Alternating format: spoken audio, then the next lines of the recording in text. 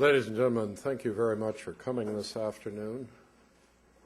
I am not going to give a long introduction to a very distinguished speaker, not because he doesn't have all the credentials that deserve a long introduction, but I think all of you have come here really because of your interest in Iraq, for which he is a spokesman, for which he is someone who has experience at the political level in the National Assembly, someone who helped draft the Constitution, and someone who at, I think, a very critical time in U.S. and Iraqi affairs is very well qualified to provide an Iraqi voice as to where we are going, what the new strategic agreement means, the status of forces agreement means, and what the U.S. role should be in Iraq as seen from an Iraqi perspective. So with that brief introduction. Thank you. Thank you. Thank you, Mr. Korsman. I'm going to give an introduction and short brief about the Iraqi vision and Iraqi what they think about the future and the post-SOFA, post the agreement with the United States. We think that the new administration of Mr. Obama, we have a common vision with the new team regarding the main and the important issue of the presence of the troops of the United States in Iraq. We are quite optimistic that the President Obama going to take in consideration the level of threat which is there in Iraq and all the problems which is related to the security in Iraq, and at the same time the achievement and the progress in the security and what has been achieved till now, and the necessity of strengthening and supporting that achievement and that improvement, as the security in Iraq is vital and important not only to Iraq. The threat is not limited to Iraq, it's projected to the region, as everybody aware. The priority which we are looking for is that we have 5 hard years of fighting the terrorist group and fixing the security issues in Iraq. We do need both Iraq and the United States to look after these 5 years and to find out how to implement the strategic framework agreement which had signed along with the agreement, with the security agreement. This is very important, as the security agreement is limited for 3 years, while the framework, the strategic framework, is like a roadmap for the future relation between Iraq and the United States. We do need to have a partnership on an insecurity issues which is as important as the security, as it will provide more security to the new system in Iraq and to the political process in Iraq. I think that it is a legitimate and normal.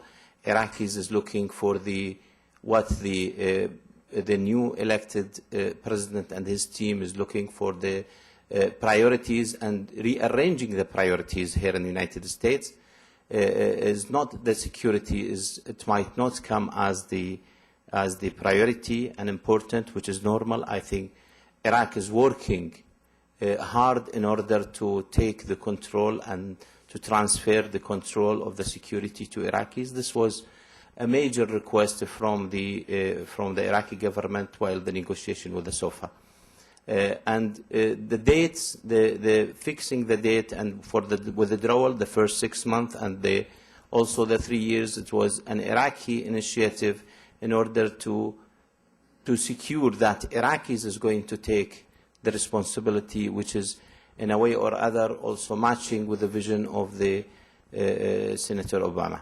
This is, we don't find any different vision between what Iraqis looking for and what what Mr. Obama is going to have for the next 12 months, or if it is 16 months as been planned. We don't find it is a problem which we cannot cope with. I think that Iraqi government is working in order to fulfill the vision and the priority of Mr. Obama and his plan to withdraw or to reduce the combat forces in Iraq. One of the important issues also building up the forces. We do feel that there is a continuous effort going to be during these 3 years. That is what we had a commitment from Mr. Obama as well, that there will be also an effort to build up the Iraqi army and military in order to take the full responsibility. This is normal and natural. At the end, Iraqis should take the full responsibility. Iraqis should hold all the efforts which is for the security as well as the reconstruction. I think now it's a time to give a thought for the investment and for the companies and the all sectors in Iraq which needs the American effort, which need the American investor. I'm talking especially on the oil and gas sector, in the power generation, and in all sectors which we didn't notice till now that the Americans' effort and American companies are coming to Iraq to participate in that effort. I think now the strategic framework agreement will give that chance and will give that opportunity for companies, giant companies, to participate in that effort. I think that the priority of Iraq compared with what we had in the past years is also being changed as the security improved. The corruption, fighting the corruption, the good governance, all the principles which Iraqi government had promised its people. I think it's a time, 2009, it's a time to work out in order to fulfill that commitment. We think that, again, that the teams which is in the civil teams which going to participate more in the coming years, they will also have a big support for the Iraqi government rather than being only focusing on the security and military issues. I will not go more in details. I hope that to give a chance for the questions, it could be more useful. Thank you.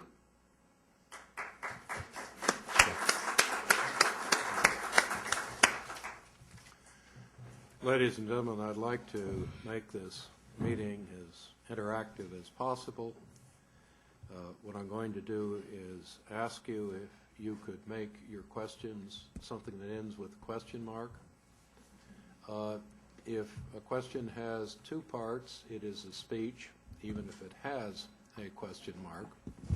And if I may, if you could give your name and affiliation, even if I do know you, because everyone else will want to know who you are as well. So, who would like to begin? You were very authoritative. There were absolutely no questions left about Iraq. The lady over there. Yes. Please stand. There'll be a mic in just a moment.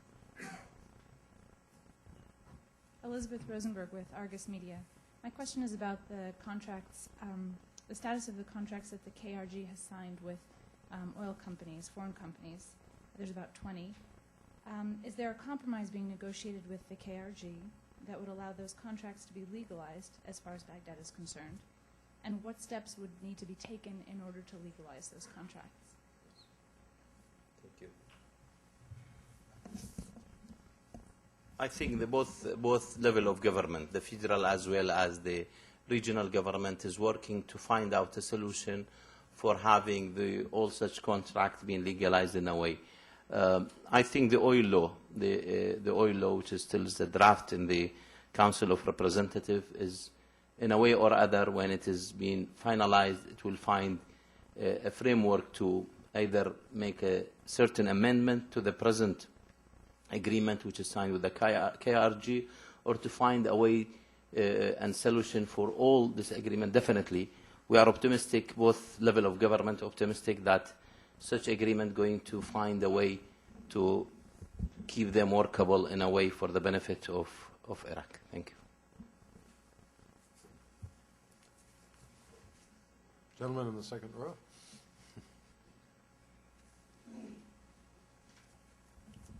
Honorable Ballgraf, CSIS Doctor. If you take all the military operations in Iraq today as 100%, what percentage are joint operations and what percentage are all Iraqi operations? Yes, thank you. We had noticed from the beginning of this year, Iraqis is taking more lead. We could see that in Basra, although that Basra was a turning point for the Iraqi forces. Iraqi only just does need the coverage of the United States or the multinational forces, and the operation on Al-Imara and different governorates in Iraq. I think Iraqis take the lead, and since the law enforcement plan of Baghdad, which entitled the Iraqi security forces to make more control, I think it's improving. The situation is improving, but I could confirm that still not to the level to do the job 100% in the coming year. Still, we do need the support of the American troops. We are expecting, we put that 3 years, we thought that this could work out, and still we are optimistic that this could be reduced to less, as much as Iraqis have more effort to have the proper build-up of the forces. If I may follow up on that question, last year the Iraqi Ministry of Defense was speaking here, and in addition to the minister, we had the head of the U.S. advisory group come. And they were saying that Iraq could move to the ability where it could deal with internal security by the deadline set in the agreement, but it would take several more years of support and advisory effort to give Iraq the kind of forces it needed to fully defend itself against its neighbors. So when we talk about the U.S. presence in Iraq, what are the sort of plans in terms of keeping U.S. advisory support and help in developing Iraq's forces?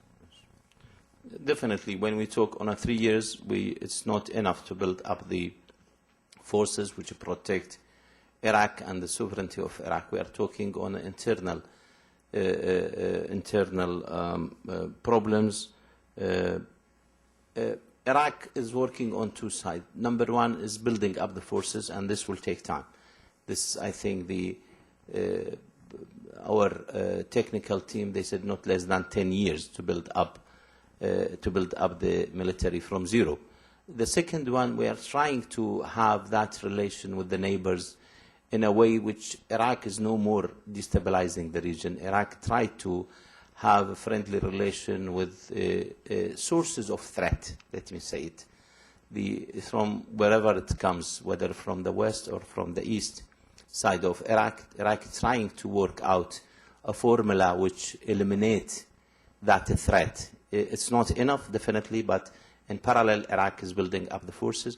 I think that the question will be raising at 2011 on whoever there in the government of Iraq, that what sort of cooperation and support do they need beyond 2011. This is very important, and I think this is a question going to be answered there 2011, because this government tried to limit this agreement only to end by 2011, and it will not be renewed. Any other sort of cooperation needs to have a new agreement, and it will be in 2011. Yes, gentleman over there. Thank you. I'm Hanif Indakli with the Potomac Capital. There's much said in the past few months about the $79 billion of reserves, cash that the government of Iraq had. Could you explain a little bit about that? And could you also elaborate on the impact on the government budget and on the Iraqi economy over the next year now that oil prices are about a third of what they were a few months ago? Shukran. I think that with the change on the oil price, Iraq is facing, as the other oil-producing countries, facing a hard time and hard moment. I think that reserve now it comes. How Iraq is, that reserve, how we could cover that deficit which arises during the 2009 and might be 2010. It is normal and natural that a country like Iraq, which needs to rebuild and reconstruct its reserve that much, it's not much compared with the other countries, definitely. But because of the lack of the, it was because of the deficiency of budget execution during the past years that it adds up and it makes that reserve. But we think that this year, 2009, is much better than 2008. It's improving. 2008 is much better than 2007. Is improving. Take in consideration that Iraq is, with that level of corruption, that level of deficiency, that level of all troubles which had, is improving, is much better, improving. And the level now we have to sign now is a big contract with GE. Also, we had signed an MOU with Shell Company for in the gas in the south. We had also 6 giant oil fields is about to for the bidding stage now. So Iraq is making using of its reserve progressively, and I think that this year is a remarkable year, and definitely there is 2009. There are a project which is going different to plan, not a 1-year plan. It's going to be a 3 years plan in 2009.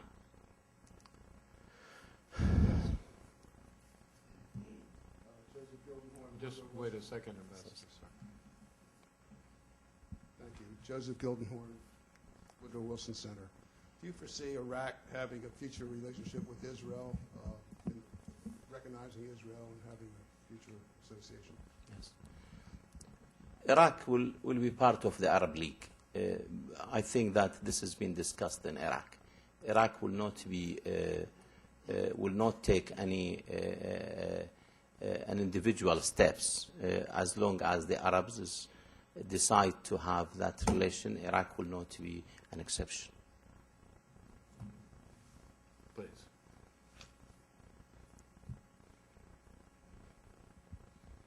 Tamio Master of Tokyo Electric Power Company. I asked about the agreement. How do you see the opposition against the agreement from Sadr faction, and how is the perspective of the referendum of this agreement by July 2009? The first question about Sadrist? Sadr, yes. The referendum for the SOFA, you mean? I think that it is not it's not a big threat for the agreement, for the security agreement. Majority of Iraqis, they feel that the SOFA is good and the agreement, security agreement is good for them, and it is the best available for Iraqis.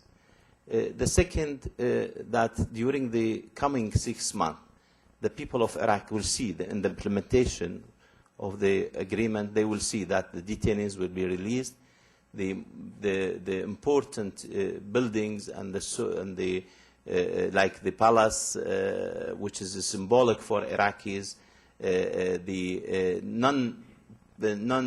will not see the forces in the street and in the towns. This will give impression for the people as this agreement is workable and is for their benefit. So we are not worried about the referendum at all. We do need to work in order to have that referendum. It needs a law to be legalized in the Council of Representatives, and this might take time. So I think that this is the job of the COR. Regarding the Sadr, I think that Mr. Muqtada Sadr had proved to work in a good way, and his group, even though they had opposed this agreement, which is their right, and we had also from the Iraqi government, we had thanked those who support and those who also object this agreement. They did their job, both they did their job. This is the democracy which we want to build in Iraq, but we do warn everybody that at the end this is the choice and the right of the Iraqis when they had signed for this agreement. We will not allow anyone to work against the Iraqi will. In the back. Carolyn Stoga, McClarty Associates. My question is regarding the petition drive for the national referendum that would potentially give autonomy to Basra. I was wondering if you could speak to sort of the official stance of the federal government on the referendum and whether or not you think it will be held or potentially pass. The second question, could you repeat it? Just regarding the referendum. Referendum in Basra. Yes. Okay. I think that the people which they are working for the having Basra as a federal province, they are working as per the constitution, and it is being defined in the constitution. Iraq is a federal state, and at the end, the people of Basra, they will decide whether they want to be a province, they want to be a region or not. We do support the Iraqi government do support any steps constitutionally in its right way. But we do need, at the same time, we do need to have design the federal system in Iraq, which we do need. The Kurdistan as a federal region is a special status, as it was from 91 was ruling themselves because of the situation in Iraq, and they gained that good experience. We do urge the other governorate to take time in order not to have any fast steps which might be understood by the other as this is a disintegration of the country. It is a fully constitutional step, but we do need to work it carefully. Thank you. If you could perhaps tell us what is happening in terms of the election to be held in January. Yes. And if you had to make a guess, what do you think the impact of this election is going to be on Iraqi political accommodation? I think that the election is important. Each election is important. This election, the provincial election, its importance is that we didn't have a successful council yet. The last election, which is being held in 2005, for the provincial election, it brought people which were, it's been proved, there is deficiency and they couldn't deliver. That is what the people now, the voters are going to vote for the person. They will select a person, not a parties.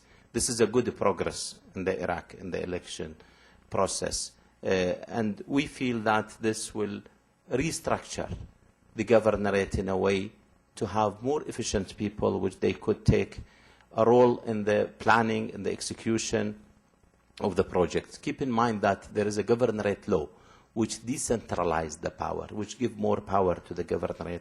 It will be applicable after the election, and it will take place after the election. So this is the importance of this election. I think that it also pave the way for the coming election, national election, which also will be of great importance, as it will be at a time which is less threat, which makes everybody participating. At the same time, keep in mind that some of the governorate which didn't have the chance to elect a proper governorate council, like Al-Anbar, which they didn't have the chance to vote in 2005. They just have the voting centers in Baghdad, and only 500 persons they had select the present governorate council. This is, again, a weakness. The Sons of Iraq, which is called Sons of Iraq, going to participate heavily in this election, which also make them as integrated in the political process. No more. They will no more think that they are isolated, they are fighters. So this is its importance. In the back row there. I'm Eitan Arusi from RJI Capital Corporation. I just would like to know what financial incentives does the Iraqi government offers foreign corporations to come to invest in Iraq? Thank you. Iraq need for all the efforts. Iraq is fully distracted, and we can't do it by ourselves. Definitely, we do need the efforts of. We have a big knowledge gap, and without the international effort, we can't modernize our country. We are trying to have a legal framework in order to attract the companies.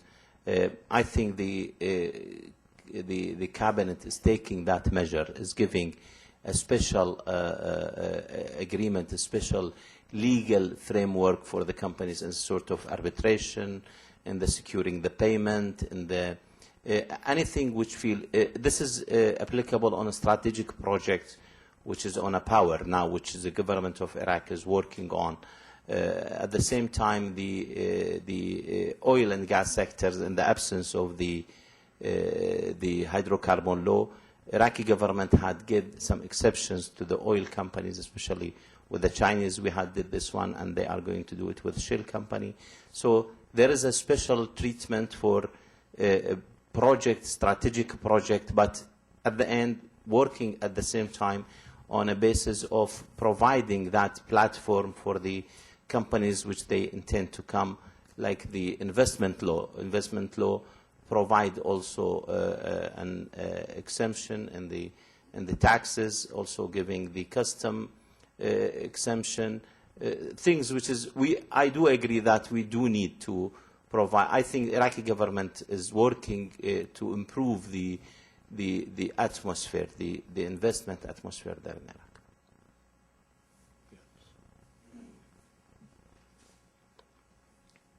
My name is Kunio Kikuchi, Masaoka and Associates.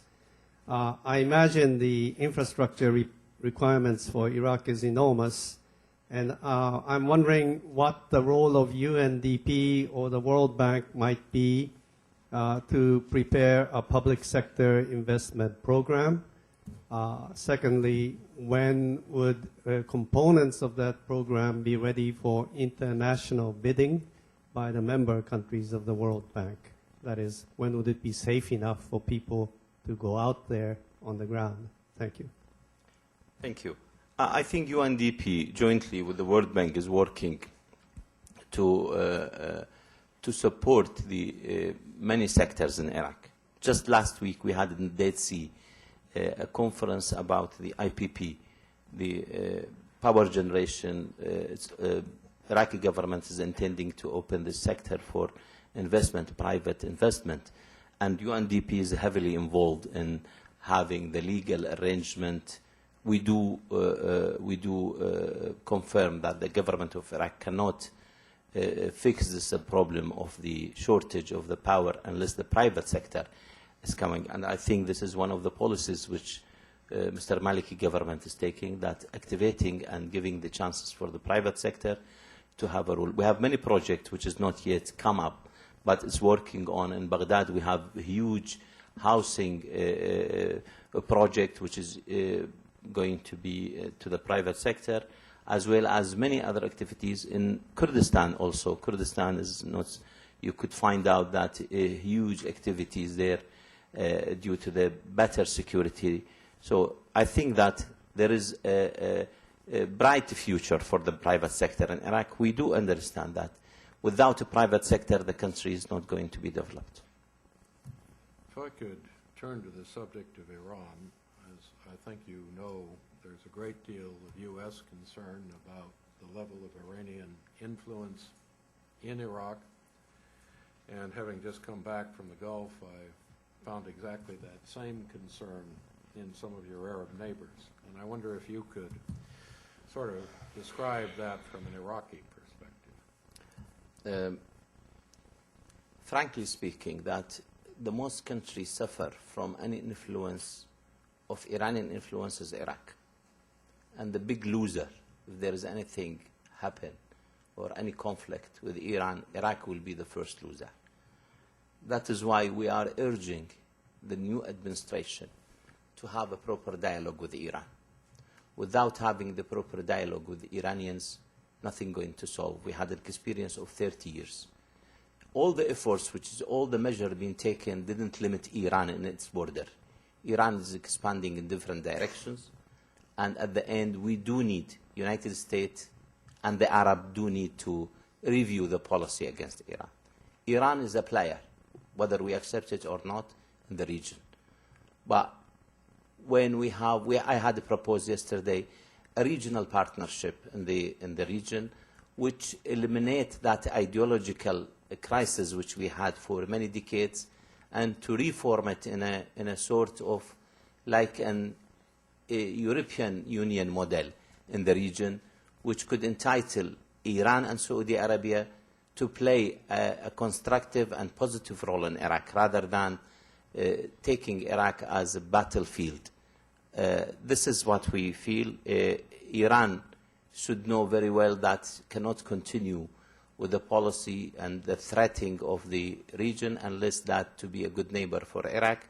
Iraq is looking to have a very good relation. We had a one-year good experience now with Iran. Iranian shows a positive role in Iraq, a diminishing negative influence in Iraq, and we want to encourage them. I think that with the intention of Mr. Obama having a dialogue with Iran, which we support, that we think that it will help Iraq. I don't deny that there is a legitimate worry from what you had so in Saudi Arabia, and this is normal. In the absence of proper understanding of and dialogue between like Saudi Arabia and Iran, like the Arab countries and Iran, we have 30 years of attention between Iranians and the Arab countries. We don't want to continue 30 more years. Please. If you could wait just a second for the microphone. Sorry, thank you. I noticed that, or at least I read, that your water is running, your sewers are working, your schools are back in operation, you have a reasonably secure country. Does any of that success credit go to the U.S. in the Iraqis' mind? I couldn't understand it. Could you repeat it? So much of your infrastructure Yes. is working in Iraq. Can any of that credit go to the United States in the Iraqis' mind? United States had helped us a lot, we don't deny. And Iraqi people, whatever they express is not enough to thank all the families, all the sacrifice which they did for Iraq. They had liberated us from such a brutal regime, and they had helped us in building up the country, which is in the security basis. But again, I'm saying that we do need to look for the future, for building up the institution, for building the good governance for Iraq, because the focus was the last 5 years is on the security issues. And there was no focus on that much the services which Iraqi people require. This is the responsibility of Iraqi people, definitely. Responsibility of the governments of Iraq is not responsibility of United States. And that is what's going to be in the future. Iraqis should finance all that sectors and build up that sectors. But we do need the experience, we do need the support, we do need the capacity and to build our capacity with the help of our friends. Without the United States support, I think, and the others, as well as the European Union support, I think Iraqis cannot return to the normal life. Iraq is a rich country and needs and deserves to have to live in a normal way.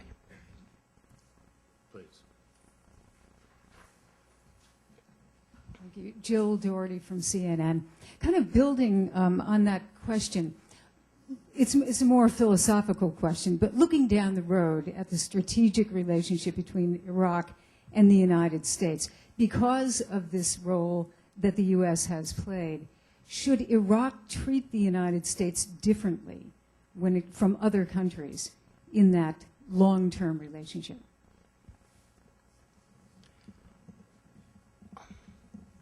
I think that this is a debate in Iraq. What sort of relation do we need with the United States? Now, what President Bush and his administration did for Iraq, I think this will be remarkable in the history. Without that effort, Iraq could be in the darkness. Iraq could be in that brutal government. This is on the Iraqi side, Iraqi Vision. I am quite sure majority of Iraqis would remember that sacrifice. Majority of Iraqis would like to have such a strategic partnership with a country like United States.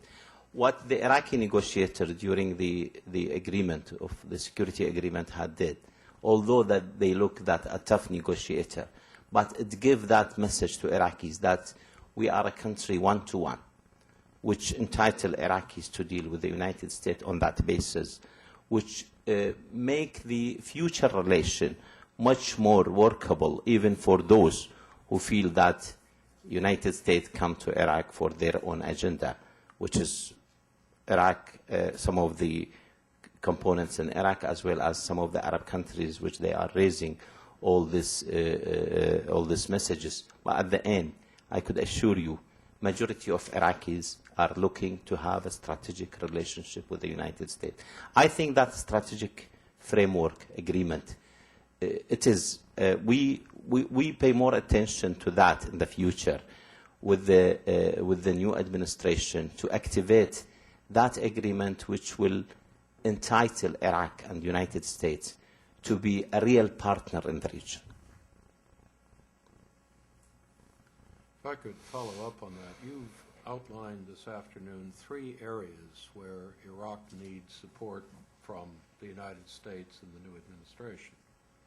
One is dialogue with Iran. Another is to tie our troop reductions to conditions in Iraq. And the third was to maintain military advisors and support in building up your forces. Are there other priorities that Iraq has in terms of the support it will need from the United States during the course of the coming few years? The present administration had played a major role in having a normal relation between Iraq and its neighbor. And we don't forget that all the efforts which Bush administration had played in writing off the debt for Iraq and having the many leaders of the region coming and visiting Iraq. And let me put it in that way also, to reduce some non-positive influence of some of the neighbors which were not happy with the new system in Iraq. This has all been appreciated.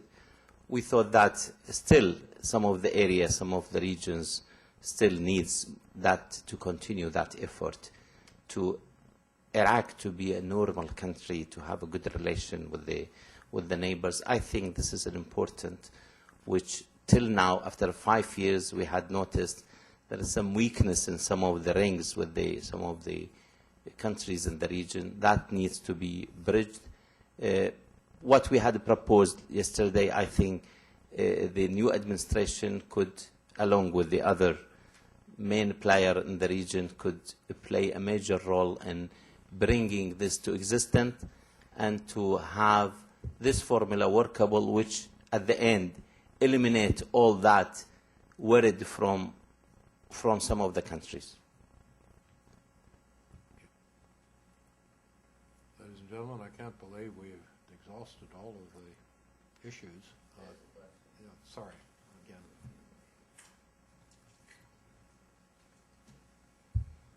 I'd be happy to ask another oil question if that's all right. Again, it's Elizabeth Rosenberg with Argus Media. You talked You mentioned the deal with Shell to capture and process flared gas in the south before earlier in your comments.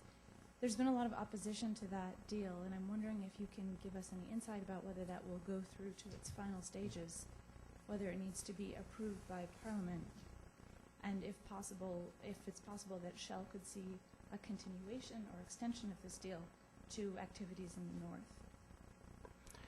Well, we think that some of the people, they do need to object on anything in Iraq. Even the hydrocarbon law, which is not yet approved, the people just built up rumors about Iraq going to give all its oil reserve to the American companies and so on. We don't pay that attention to that one, although that it's legitimate and the people have right to have that objection. But at the end, we do need the know-how. We do need the technology. We can't do it by ourselves. We have a 25 years, or till now, 23 years of knowledge gap. The country is fully distracted. We cannot have our own resources, neither the finance, to fix this problem and to develop our oil sector. I think that's what we had did with Shell. It is a starting, and it is an MOU which need to activate it on a. I think the Ministry of Oil is working on that in order to have a proper agreement with the Shell company. I wonder if I could ask you to touch on two sensitive issues. One is, one of the great problems of U.S. withdrawals is potentially Baghdad. Yes. And how Iraq establishes the level of stability, security that's needed there. The second is that there are very large numbers of Iraqis which are still refugees outside Iraq and which are displaced inside Iraq. And how will you be dealing with these issues? Yes. The situation in Baghdad is not worried the government, as the Mosul, for example. Mosul is much critical now, and I think what the General Petraeus is just as a sort of appreciation for General Petraeus for his effort to have this awakeness participation in the security, especially in Baghdad. Before that was Al-Anbar. It gives us a good opportunity to self-control in the places of the hot places, the critical places in Baghdad. The level of threat which you had noticed during the past 2 months, I think it is related to some of the political issue, which is the agreement. Agreement with the Americans, I think it's initiate a sort of reaction from some of the special groups which they were against this agreement. But at the end, the security level in Baghdad, compared with last year, compared with the 2006, you could see there is a noticeable progress in the security. Regarding the displaced persons in Iraq, I don't deny that this is a problem in Iraq, and we do need a huge effort. It is beyond our capacity to deal with such thousands of families which they had displaced, which they had left their homes due to the security, due to the sectarian violence which we had. But Iraqi government also, within its capacity, is taking all the measures, and we had noticed that people are coming back to their homes, and we had initiative. The government of Iraq tried to help within its budget, within the capacity which they can, in order to help the people to come back, whether from the neighbor countries, whether from the people which is internally displaced. It is a continuous effort, but keep in mind, it is like an earthquake for us. Thousands of the people, they left Baghdad, thousands of the people, they left Al-Anbar, and then we have 500,000 people living in Jordan, and more than that living in Syria, and we are trying to attract them, trying to bring them. So we do need the effort of the others, but definitely, primarily, it's our responsibility, and we are trying to fix it.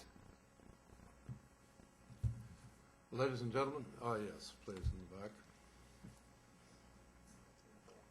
Rushdie Younsi from Eurasia Group.